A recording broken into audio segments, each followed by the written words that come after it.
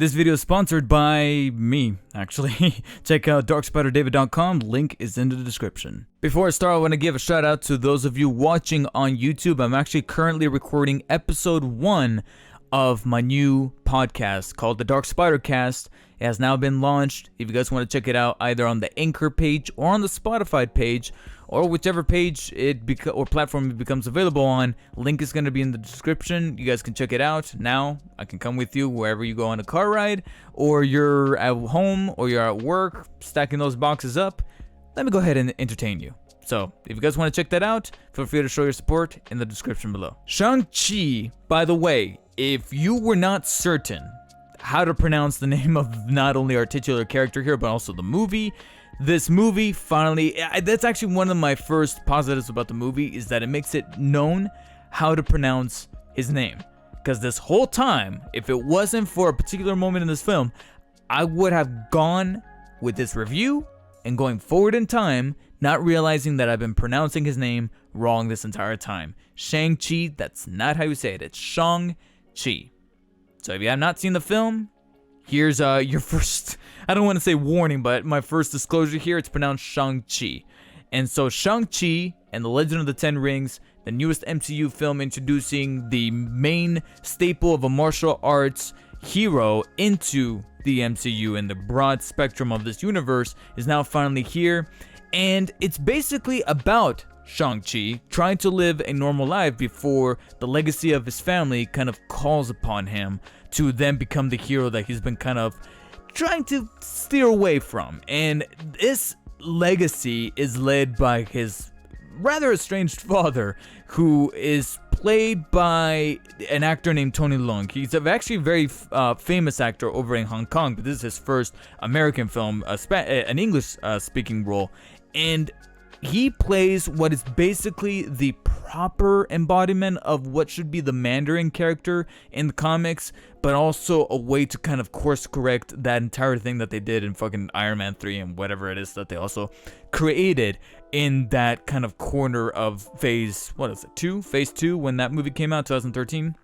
And so they managed to find a way to create an interesting family dynamic while also making a awesome kick-ass action film that's also very rooted and very well encapsulates what makes like Hong Kong cinema and also this corner of the universe and the mythology that it uses special, because that's ultimately what I think Shang-Chi and the Legend of the Ten Rings film is its greatest strength, is that it's able to utilize martial arts, Hong Kong mythology, and also just the whole concept of family very, very effectively in a way where it's like, yes, I felt for the characters. All the characters are likable, including Awkwafina herself, which may hold reservations for some folks because I know that she's, that dividend for a lot of people. People either love her or they hate her.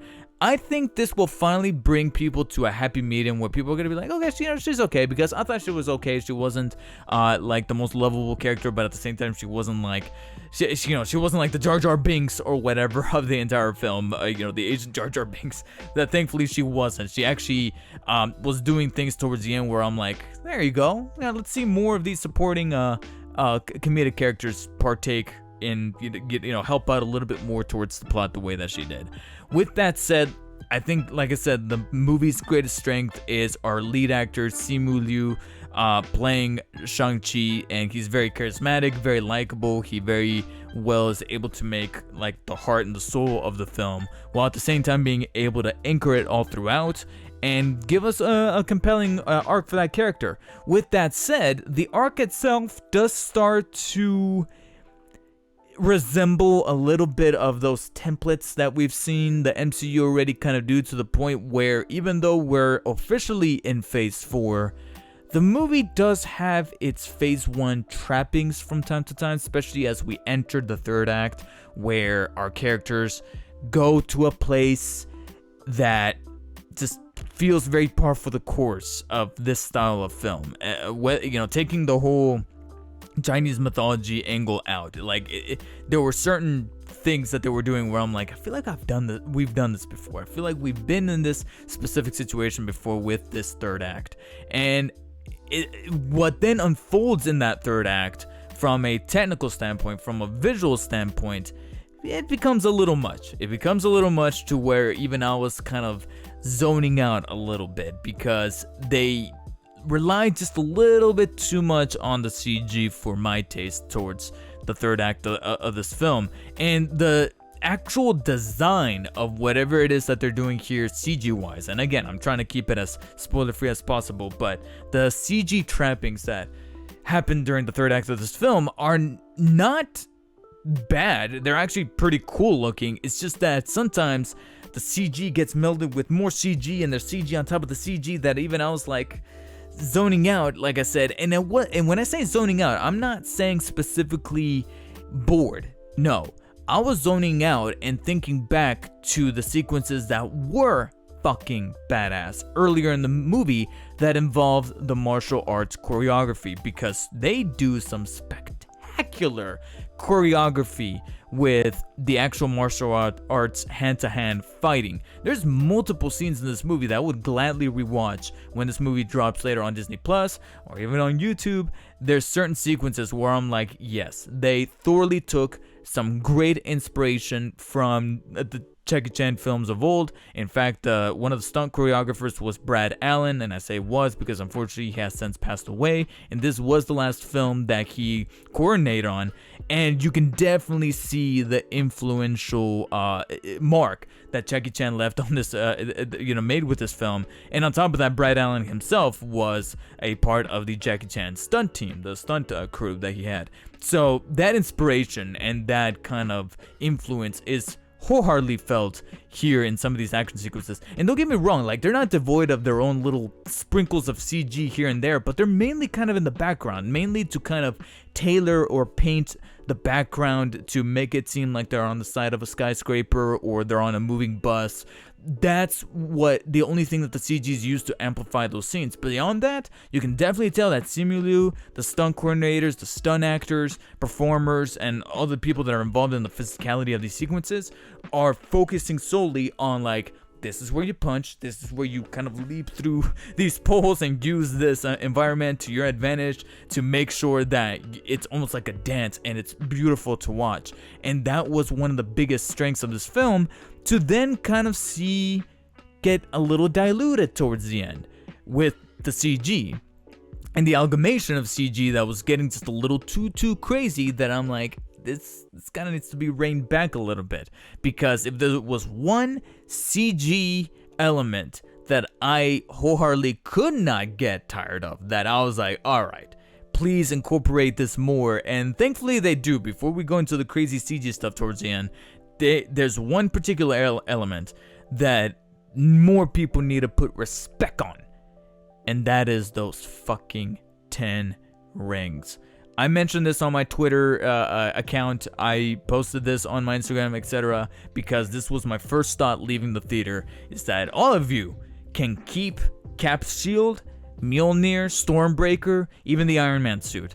Give me those 10 rings, because those 10 rings are fucking awesome. And what they do with them in this movie, and by they I mean both Simu Liu and Tony Leung's character Wen Wu as a villain, those rings are just so fucking badass that I'm just waiting for the integration of Shang-Chi possibly into the Avengers game. If we're adding Black Panther now with an expansion, give me a Shang-Chi expansion that lets me utilize those 10 rings, because the way that they're able to integrate those 10 rings into the choreography, what their powers do, what kind of damage they can inflict, every time those 10 rings were on screen, I'm like, I want those. Those things are so fucking badass. And sometimes they're even just as badass as the people that wield them, specifically Tony Leung as Wen Wu, our main villain here, and the father of Shang-Chi, who I honestly think is probably going to cement himself, at least from my perspective, as one of the finer villains of the MCU.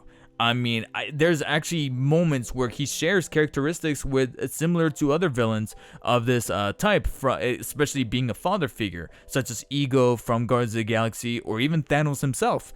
They're both fathers, practically some of the more fucked up fathers ever, but you still see, parts in the movie where you're like, man, you could be a great guy, like, you went about this all wrong because of what you've seen throughout your time.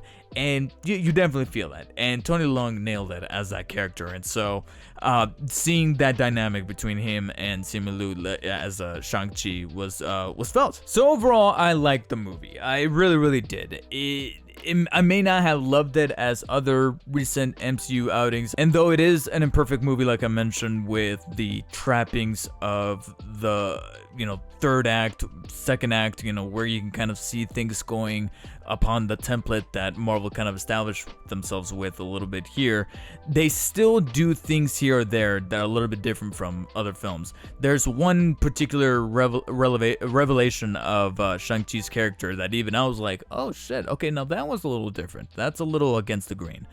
And at times, like I said, the CG poses itself as a little bit of a problem, whether it be too much CG or sometimes the CG itself doesn't look all that great. There's a couple of shots where it's a little easy to detect when they're in front of a green screen or when reshoots were done, especially considering that this was probably, I believe, Marvel's first post-COVID film, because I believe Black Widow was shot in 2019. However, Shang-Chi was shot last year. They started production, I think, in January or February, and then they had to pause because the outbreak happened, and they didn't get back to work until like July or whatever. So from time to time, you can kind of see that might have created some hindrances with the making of the film. But other than that, though, it's able to utilize its strengths and focus on them more, whether it be the charisma and compelling nature of Shang-Chi's actual character and the people around him, as well as the Chinese mythology, making it, I don't want to say grounded, because part of what makes it so special is how magical, some of that lore really is, and how it's able to kind of honor that. And then on top of that, just the badassery of some of those fight sequences is just top-notch caliber that I'm like, from here on out, Marvel, when it comes to that hand-to-hand fighting in future films, you're gonna have to step up your game. And there are end credit sequences too, specifically the mid credits and post credits, and they're, in my opinion, both pretty good. One of them is probably gonna get more hyped up than the other, and the way that I like to kind of break them down is that one is for Shang-Chi's placement in the MCU, and then the other one is for Shang-Chi's placement within his own franchise or series, as far as just his narrative and his arc alone. So if you think about it in that nature, you'll be fine, and try not to just blow your expectations, because I think we're starting to reach a threshold where if people don't temper their expectations, they're gonna walk out of a movie being like, oh my god, that was trash. And I'm like, no, you only think it's trash. Come on, calm down. With that said, I still recommend checking out Shang-Chi. It may not be the best MCU outing recently, because I do believe that it's going to be a little difficult going forward with a lot of MCU films that don't have Spider-Man or the Avengers in them after peaking with Endgame. So as long as, like I said, we temper those expectations, I think we'll be in good hands. And I still recommend Shang-Chi, despite its problems that I had. It's still not a bad time at the theater. But first and foremost, stay safe, wear that mask, practice distancing or safe practices so that we can get back to the authentic movie theater experience, please.